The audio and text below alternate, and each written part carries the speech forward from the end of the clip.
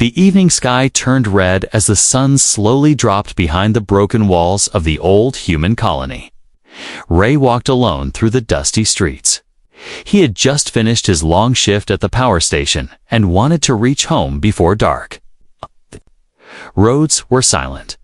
Most people stayed inside now. The world was not the same after the last war. Alien refugees filled the lower sectors. Humans called it the junk zone. Nobody cared what happened. Ray passed a burned-out building and then heard something. A soft voice. It was almost like a whisper. He turned around. No one. He stepped forward again. Then the voice came again. This time he heard it clearly. Please, human help. Ray stopped. He looked around. There was nothing in sight. Just broken walls, trash, and shadows. He moved toward the sound. His boots crushed broken glass on the ground. Then he saw movement behind a pile of scrap hay. Small alien child stepped out. Her skin was light purple with glowing lines down her arms. Her eyes were too big for her face. She looked scared and tired. She held something tight in her hand. It was a piece of dirty cloth. Ray could see it was once white. Please, human help. My mom. They locked her in a cage. Ray stared at the girl. He had seen aliens before. They lived in tents and broken shelters near the edge of the colony. But this was different. This girl was alone. She looked no older than 5 or 6 in human age. Where is your mother? He asked. The girl pointed toward the dark alley beside the building. Without saying more, she turned and ran. Ray followed. Something inside him told him not to walk away. The alley was narrow and smelled bad. Pipes leaked above them. A rat ran across the path. The girl stopped near a metal gate and pointed again. Ray stepped closer. His heart sank. Behind the gate in the shadows was a cage. Not just any cage. A strong, reinforced metal cage with thick bars and digital locks. Inside was a woman alien lying on the cold floor. Her arms were bruised. Her clothes were torn. Her back was covered in blue marks. Her eyes were shut, but she was breathing. Ray looked around. No guards, no cameras. Just this cage hidden behind trash and silence. Who did this? He asked the girl. Said they took her mother last week. Said she was dangerous. Said she had powers. But her mother never hurt anyone. She was a healer. She used to help other aliens when they were sick. Knelt near the bars. The alien woman opened her eyes slowly. They were deep green and filled with pain. But when she saw the girl, she smiled weakly. They hurt her, said the girl. Her voice shaking. She cried every night, but no one came. I waited. I begged, but no one listened. Please, human, please help us. Ray felt something in his chest. A mix of anger and guilt. He looked at the lock. It was military grade. He could not break it now, but he had tools at home. He looked at the girl again. What is your name? Nira, she said, and my mother is Yalari. Please do not leave us. Ray stood up. He could hear footsteps far away. He had to go before someone saw him, but he could not forget what he saw. He placed his hand gently on the kaji. We'll come back, he said. I promise. Tenera looked into his eyes as if searching for truth. Then she nodded, once returned, and walked back through the alley. His mind was racing. Why was no one doing anything? Who gave the order to lock her? What if there were more like her? And what would happen if someone saw him trying to help? He reached the end of the alley and looked back one last time. Nira was still there, watching him with hope in her eyes. The sun had set. The city lights began to blink. Ray stepped onto the main road.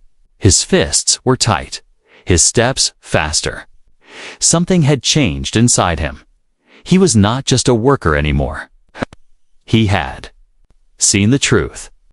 He had heard the cry and he could not ignore it. Not this time, not again, not when a child begged him to save her mother from a cage.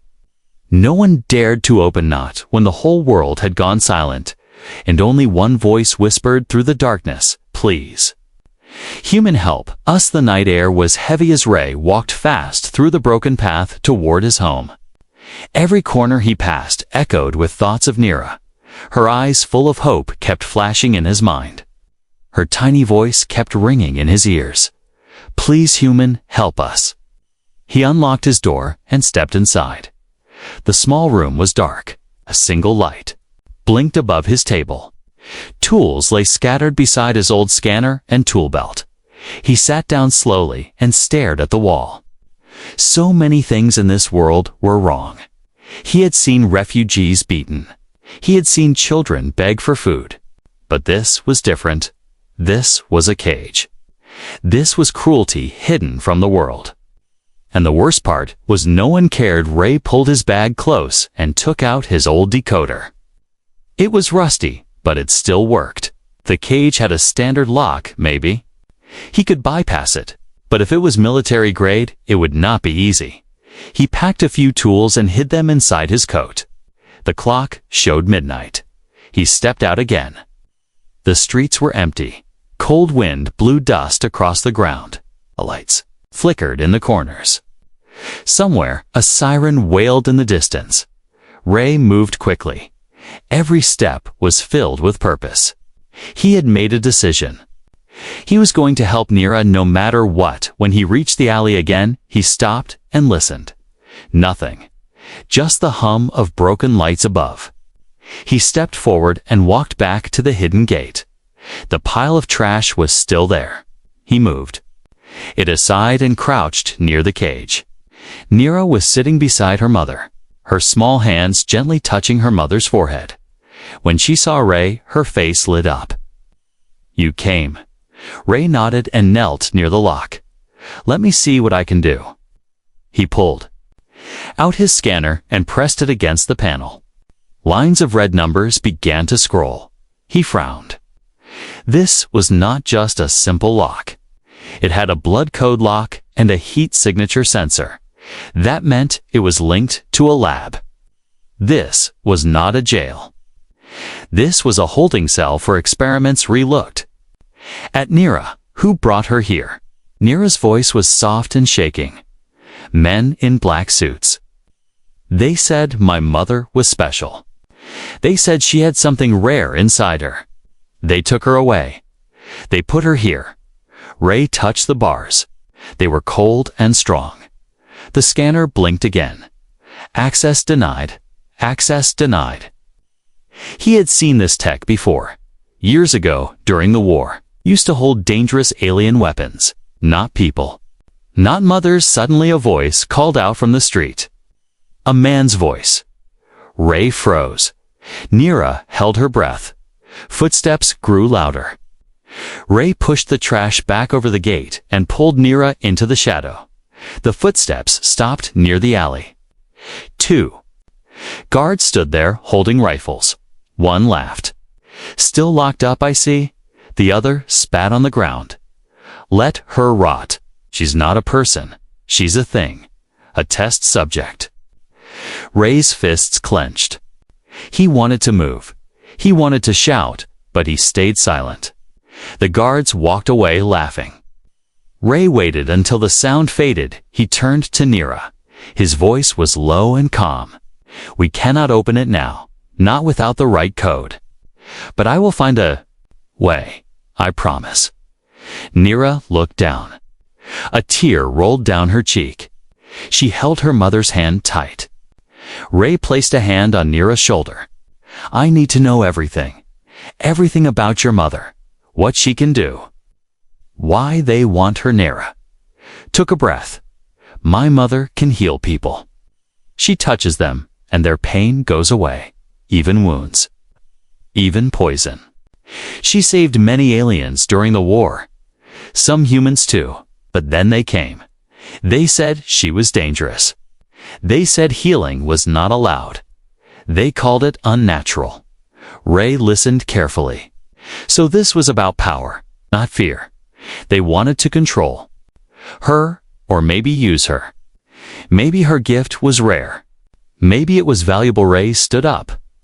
I will come back tomorrow with help. Maybe with someone who can hack the code. Or maybe with proof that she is not dangerous. Neera shook her head.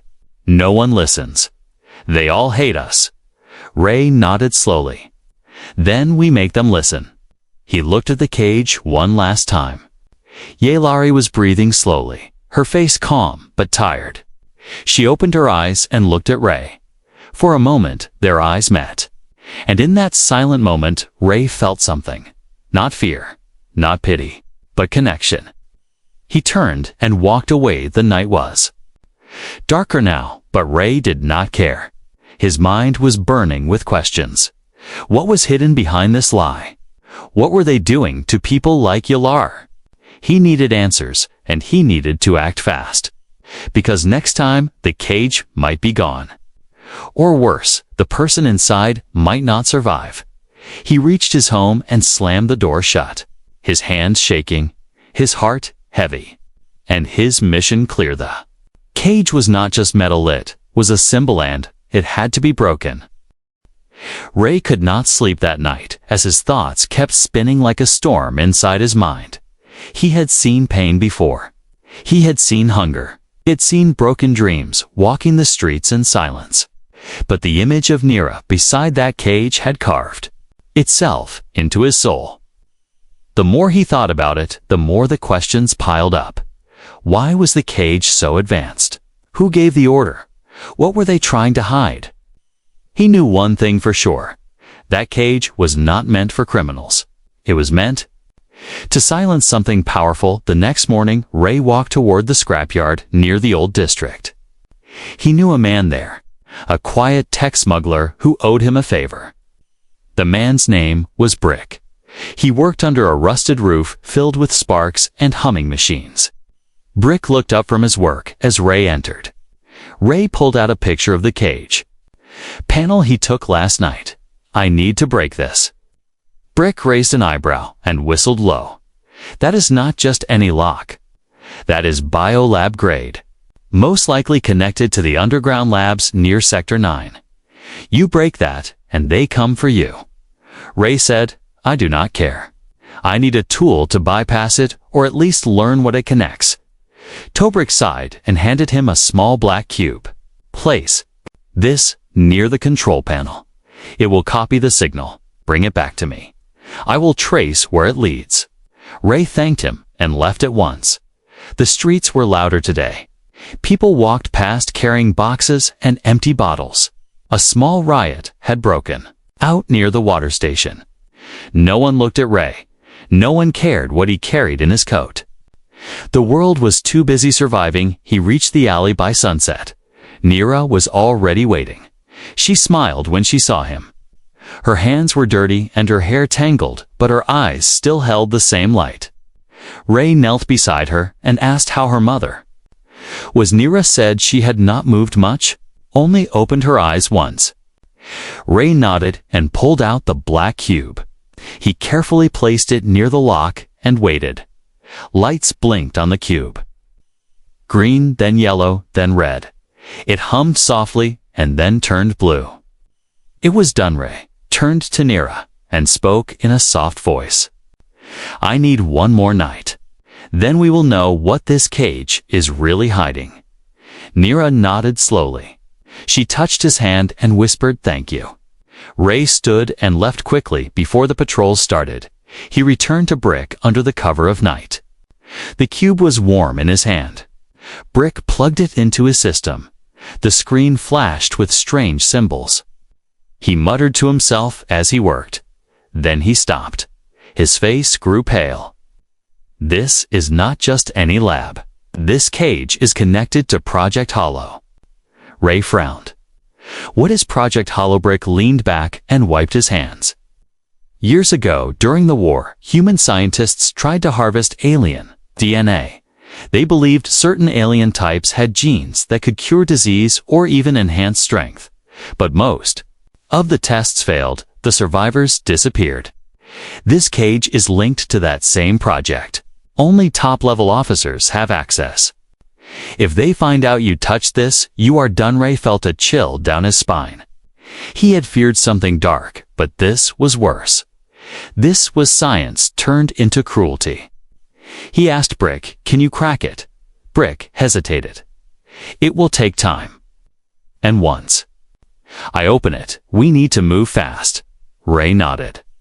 "We move tomorrow." That night, Ray sat on the floor of his home, surrounded by silence. The truth was bigger than he expected. They had locked Yulari not because she was a threat, but because she was a resource. A rare gift turned into a lab rat. And Nira was next. He looked at his hands. They shook slightly. T felt no fear. Only purpose. Next morning, Ray packed supplies.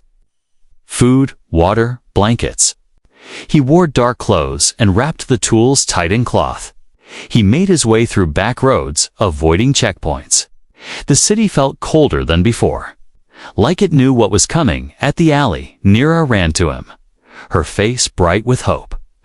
Ray smiled and crouched beside her. He asked how her mother was. Nira said she had spoken in her sleep, words in her alien tongue. Ray placed his hand on the bars.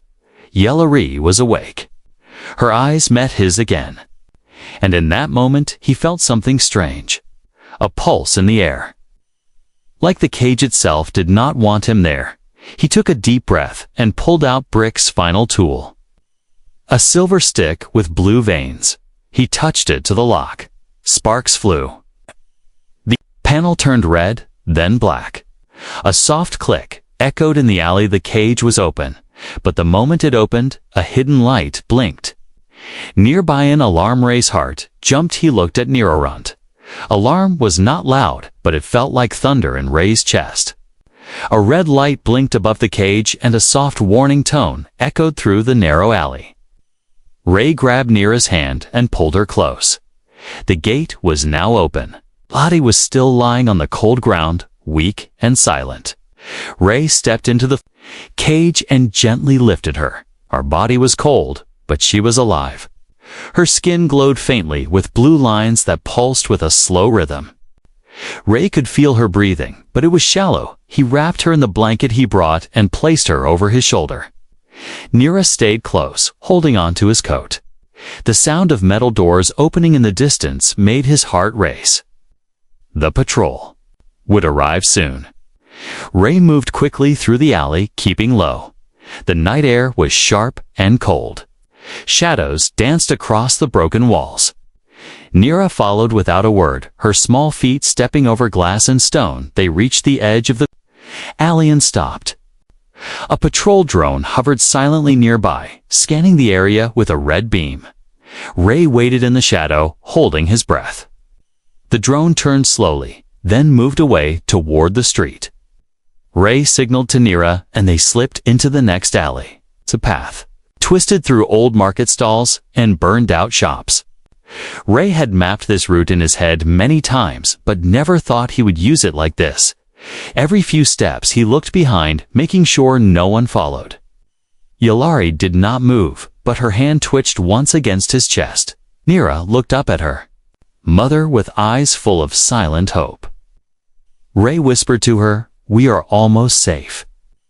They turned a sharp corner and ducked under a collapsed wall.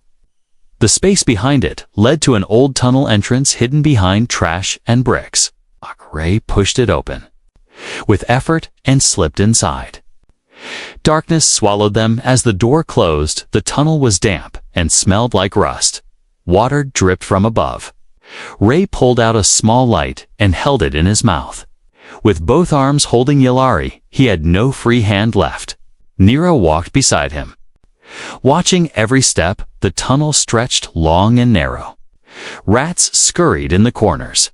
The silence felt loud. Ray remembered this tunnel from years ago when he worked as a repair tech. It had been sealed after the war, but he had kept the back key and never told anyone. After 10 long minutes, they reached the end of the tunnel. A rusted ladder led up to a locked grate. Ray kicked it gently, and it opened with a soft groan. He climbed out into his old workshop behind his home. The room was dusty but hidden well from the street. He laid Yulari on a soft mat and covered her with a blanket. Nira sat beside her mother and held her hand. Tears rolled down her cheeks, but she smiled, relocked the door, and covered the window. He checked the tracker he had placed near the cage. It showed red. The signal was broken. The system knew she was gone, which meant someone would come looking soon. He turned to Nira and spoke gently. "We do not have much time." She nodded and kept her eyes on her mother. Ray made soup and handed a warm bowl to Nira. She sipped slowly, her hands shaking. Ray sat beside them and listened to the soft hum of machines. Yalari stirred once and opened her eyes. She looked around, confused. Then she saw Ray. Her eyes locked onto his, and she whispered a single word in her language. Nira replied in the same tongue. Then she turned to Ray and translated. She said, "Thank you, Ray," smiled and nodded. "Rest now. You are safe here." But he knew that safety was temporary. The lab team would track the signal. They would trace the power surge. They would find him. And when they did, he had to be ready. That night, he set up defenses around the workshop. Noise traps, smoke charges, and a fake heat signal. He sent a message to Brick, asking for help. Then he sat by the door, holding a silent stun gun, and listened. To the night, Yalari slept deeply, her breathing more stable. Nira curled beside her like a small guardian. Ray did not sleep. His eyes stayed open, watching the door. He was not a soldier. He was not a hero. He was just a man who had made a choice to help a child who begged him. A choice to defy a system that caged the innocent. The stars outside were hidden behind clouds, but inside the room, something began to shine. Yellari's skin glowed brighter. Her hands pulsed with soft light. Ray stared in awe as her body began to heal slowly. The bruises faded. Her breath grew deeper. Her chest rose steady and strong. Nira whispered again, "She is healing." Ray looked at her. How Nira said she draws energy from the stars. Even when they are far, she feels them. Ray sat back and breathed deep. Maybe, just maybe, they had a chance, but dawn was coming in, with a danger would rise. The first light of morning slipped through a crack in the roof and touched Yellari's face. Her eyes opened slowly. She blinked and looked around. The walls were strange. The ceiling was low. But beside her was the soft warmth of her daughter. Nira slept with her hand resting on her mother's arm. Yalari raised her hand and ran her fingers gently through Nira's hair. Her touch glowed faint blue, and Nira stirred with a smile. Ray stood near the door, watching them in silence. He had not slept at all. His eyes were red and heavy, but his heart felt light. For the first time since he had met Nira, he saw hope on her face. Yalari turned her head and looked at Ray. Her eyes were calm but sharp. She studied him with quiet curiosity. Ray stepped forward and placed a cup of warm tea near her. "You are safe now," he said. Yalari looked at the cup, then at him. She spoke softly in her language. Ray looked at Nira, who sat up and translated. "She wants to know why you helped us." Ray smiled and sat on the floor across from them. "Helped because no one else did, because I could not walk away. Because when a child cries for her mother, something inside me cannot stay silent." Nira told her mother, and Yalari listened with her hand over her chest. After a few moments, she spoke again. Her voice was gentle but strong. Nira's words carried the truth. "My mother said many humans fear what they do not understand. She said they tried to use her before. They wanted to control her gift." Ray leaned forward. "What gift?" Yalari raised her hand and held it over a cut on her arm. A soft light spread across her skin, and the wound closed in seconds. Ray's eyes widened. He had heard of healers, but never seen one. Nira explained that her mother was born in the mountains of her home planet. Her kind could feel pain in others. They could draw it out and replace it with peace. During the war, Yalari had saved hundreds. But when she tried to help humans, they called her a threat, shook his head in disbelief. Why would anyone cage someone like that? Nira's voice dropped. Because they were afraid. Because they saw power, not kindness. And they wanted to take it for them. Sylvacelery spoke again, and her words were slower. She said that the men in black suits came one night. They told her she was needed. They promised safety, but took her by force. They tested her in secret labs. They hurt her when she refused to heal on command. She stopped using her gift. So they locked her. Aware stood and began to pace. He felt anger rise in his chest. This was not just cruelty, it was planned, systematic, hidden from the public. He looked at Nira. Did anyone else know where she was? Nira shook her head. Only me. They told everyone she had vanished. They said nothing more. I searched every day. I listened. I waited. Then one day I found her behind the cage. Ray clenched his fists. He had lived in this colony for years. He had worked with the systems that powered the lower sectors. And he never knew that people were being locked up like animals just a few streets away. He turned to Yellowry. They will come for you. They will not stop. What should we do? Yellowry sat up slowly. Her strength was returning. Her skin glowed brighter. She looked at Ray and spoke with firmness. We run. But not just to hide. We run to find the others. They're more like me. Scattered, hiding, broken, but still alive. If we find them, we can rise again. Ray nodded. He remembered Brick's words. Project Hollow. Ted failed, but the data was still active. Maybe the lab was still looking. Maybe they had a list. He pulled out his pad and showed Yalri the signal. Data. She studied the symbols and pointed to one. This is a beacon, a call. It tells the lab if I am active. Ray looked closer. The signal was weak, but still alive. They were tracking her, even now. He stood and walked to his table. He pulled wires and magnets from a drawer and began to build a jammer. If we block this signal, they will not find you. But we must leave before they send soldiers. Nira stood beside her mother and held her hand. Where will we go? She asked. Ray looked at the old map on the wall. He pointed to a small place near the edge of the wild zone. There is an old outpost there. No patrols, no drones. We can stay hidden while we plan. Yulari nodded. Her voice was soft but steady. Then we go. Oh, but not just for us. We go for all those who are still locked away. The sun rose higher. They packed supplies. Ray helped Yalari stand. She was weak, but walking. Nira carried a small bag with food and a blanket. Ray opened the door and peeked outside.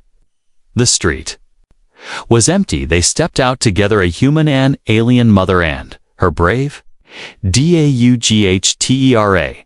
Small team carrying a truth the world had tried to bury. But truth never stays buried forever. Sometimes all it takes to wake it up is a single whisper, single act of courage, and one man who chooses to help. The wind was cold as they walked through the broken streets. Ray kept his head low and eyes sharp. Nira stayed close to her mother, holding her hand with care. Yalari walked slowly, but her steps were stronger than before. Her skin glowed with a soft light that flickered like a quiet fire. The city was still sleeping. Only the sound of distant machines filled the silence. They moved through hidden paths and narrow alleys. Ray knew this route better than anyone. Years of work had taught him where the eyes of the colony could not reach. He avoided drones and checkpoints, followed the cracks in the walls and the signs that only the old workers could read. By midday, they reached the border of the wild zone. A wide fence stretched ahead, broken in places and covered in rust. Beyond it, the trees rose tall and thick. Nature had taken back this land. It was not safe, but it was free. Ray found the spot he had marked years ago, a hole in the fence hidden behind stones and metal sheets. He pulled it open and waved them through the forest, welcomed them with silence. Birds flew overhead. The ground was soft and covered in leaves. Ray led them deep into the trees. After hours of walking, they reached the old outpost. It was a small building made of stone and steel, abandoned long ago during the early days of the war. Ray pushed the door open and stepped inside. Dust danced. In the air, the room was dark, but dry. Old furniture lay broken in the corners. A metal table stood near the back. Ray cleared a space for them to rest. Yalari sat down with a tired breath. Nira helped her remove her coat and placed a blanket around her. Ray lit a small heater and made some warm soup as the steam rose. Yalari spoke in her soft voice. She said, "This place feels old, but safe." Nira translated and smiled. Ray nodded. "It is not much, but it will hide us for now." He handed them the soup and sat beside the door. His eyes watched the forest through the cracks. That night, the stars returned. The clouds had cleared, and the sky was full of light. Nira stepped outside and looked up with wide eyes. She pointed at the stars and whispered their names in her language. Yalari joined her and closed her eyes. The light of the stars touched her skin, and her glow grew stronger. Ray stepped out and watched them. He had never seen anything like it. The stars did not just shine on her. They answered her. Her body pulsed with a rhythm that matched the sky. Her eyes opened, and they were brighter than before. She looked at Ray and said something in her own tongue. Nira translated. She said, "The stars are healing her. They carry the memory of her people. The power that was stolen from her is returning." Ray stepped closer. "Is that safe? Will it bring the lab here?" Nira shook her head. "The stars do not speak to machines, only to hearts." Suddenly, a sound broke the silence. A branch cracked nearby. "Okay." Ray turned fast and raised his stun gun. Shadows moved between the trees. 3 figures stepped into the clearing. 2 men and a woman, dressed in black uniforms. Their weapons pointed at the ground, but their eyes were sharp. "We are not here to fight. We are not here to fight." We followed. The signal. "We are from the old resistance. We used to work in the labs. We saw what they did to her. We have waited for a sign that she was still alive, and the stars gave us that signal." Yalari stood tall. Her glow now lit the clearing. She spoke, and her voice was no longer weak. It was calm and full of strength. The woman bowed her head. "We want to help. We know others like you. Hidden and afraid. But if you lead, they will follow." Ray looked at Yalari. Her eyes held no fear, only purpose. She turned to him and placed her hand on his arm. "You gave me hope," she said through Nira. "Now let me give it back to the world." The next day, the plan began. The new allies brought maps and radios. They shared names and locations. A network of survivors waiting in silence. Yalari's story had to be told, not with words, but with action. A journey across the lost zones, to heal the broken, to find the caged. To bring light into the dark corners, Ray worked with them to build a message, a signal not to the labs, but to the people. A simple call. We are not weapons. We are not threats. We are healers. We are alive. That night, around a small fire they sat. Together, Ray, Nira, Yalari, and the 3 allies. They shared food and stories. Laughter broke the silence. And above them, the stars watched in peace. Yalari held Nira close and whispered, "Tomorrow we begin. This time, they will not be able to lock USA away, because the world will finally see that what they feared was never danger, it was light." The forest was quiet as the sun rose slowly behind the hills. Light touched the leaves and spread across the stone walls of the old outpost. Inside the small room, Ray sat with his back against the door, his eyes still watching the shadows.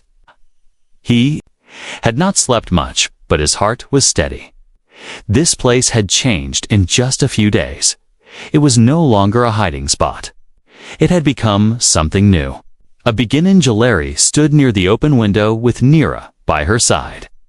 Her skin glowed like a morning flame, calm and warm. Her hands were no longer weak. Her steps no longer slow. She looked like a leader, someone born to carry hope. Nira held her hand and smiled. The forest whispered around them as if it too could feel the change. The three allies from the resistance prepared the radio. They had fixed the old tower behind the outpost and connected a new signal. Ray helped them check the wires and adjust the frequency. When it was ready, Yalri stepped forward. Her voice carried across the forest as she spoke into the mic. Her words were soft but strong. They moved through the air like a song, a message not of war, but of peace. She called out to those still hiding, to the ones in cages, to the ones who thought they were alone. We are alive, we are rising. Come to use. Ray watched as the signal moved through the map. Small lights blinked one by one. Dots that had stayed dark for years now began to glow. From the edge of the wild zone to the broken cities and silent tunnels, the light began to spread. One message had become many. One voice had become a chorus by. The third day, others started to arrive. A small girl with silver eyes and burned arms. A tall man with green skin and a broken leg. A mother with two sons, both shaking from fear. Ray helped them settle. The outpost filled with quiet footsteps and soft voices. Yalari moved through them, healing with her touch and her words. Nira followed her mother like a beam of joy. Her laughter brought life to the tired eyes around her. Tents were built near the trees. Fires lit the cold nights. Old machines were fixed. And food was shared. People who had lost everything now found each other. They sang songs in many languages. They told stories of pain and survival. And slowly the fear began to fade. One night Ray sat alone under the stars. He looked up and thought about the moment he had met Nira, that small voice behind the alley, that cage hidden in the dark. He had not known then what he was starting. He had not seen the path ahead, but now he saw it clearly. He turned as Yalari joined him. She sat beside him without a word. The stars above shone brighter than ever. She spoke through Nira, who sat with them. You are no longer just a helper. You are family. Ray smiled and nodded. He looked at Nira. You were brave before any of us. Nira giggled and leaned against her mother. The three of them sat in silence as the stars watched over Thema a week past. Then, too, the outpost was now a village. The lab that had hunted Yalari was silent. Maybe they were still searching. Maybe they were afraid, but they had lost control. The people had found each other. And once that happens, no cage can hold them again. One morning, a group arrived from the northern ruins. They brought news. A new leader in the colony had heard the message. A human woman who believed in peace. She wanted to meet Yalari. She wanted to change the law. Ray was surprised. So was Yalari. But she agreed.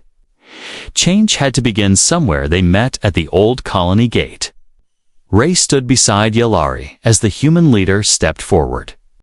She was tall, with gray hair and eyes full of questions. Yalari did not bow. She only smiled and raised her hand. The woman did not flinch. She took Yalari's hand and held it firm. Let us heal this world together, she said. The news spread fast. Humans began to visit the village. Not soldiers, but doctors and teachers, builders and artists. They came to learn and share. They came to see what was once hidden, what was once feared. Months passed. The village grew. A school was built near the trees. A garden bloomed with flowers from many worlds. Yalari became more than a symbol. She became a guide. Ray became the voice that told their story. Nira became the light that never stopped shining.